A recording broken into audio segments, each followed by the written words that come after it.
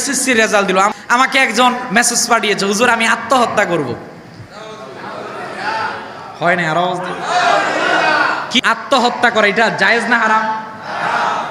আপনি দুনিয়ার মধ্যে সামান্য রেজাল্টের কারণে, সামান্য রেজাল্টের ফেলের কারণে আত্মহত্যা করে দিবেন, জীবনকেই ধ্বংস করে দিবেন। ও ভাই আপনি কি, আমি তো বুঝি না। আমি বলছি কেন আত্মহত্যা করবেন? আমি ভাবছি হয়তোবা প্রেম করে সেকা টাকা খাইছে এই কারণে। ও আমারে বলতেছে এসএসসিতে 2 বিষয়ে ফেল করছে, এই কারণে সে আত্মহত্যা করবে।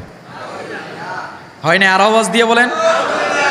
আমরা দেখেছি রেজাল্ট যে 226 এবং 312টি প্রতিষ্ঠানে কোনো একজনও পাশ করে নাই। ও ভাই এইটা তো জীবনের একটা সিঁড়ি, এটা দুনিয়ার জীবনে উত্তীর্ণ হওয়ার একটা সিঁড়ি। ও ভাই দুনিয়া তো শেষ না, আপনার সামনে আসতেছে একটা জীবন। ওই জীবনে সফল হলে আল্লাহ সফলতা দিবেন। দুনিয়ার মধ্যে একবার না 20 বার ফেল করলেও কোনো সমস্যা নাই, কিন্তু কেউ যদি নিজেকে আত্মহত্যা করে শেষ করে দেয়, তার দুনিয়াও শেষ, আখেরাতও শেষ। কথা বলেন না কেন?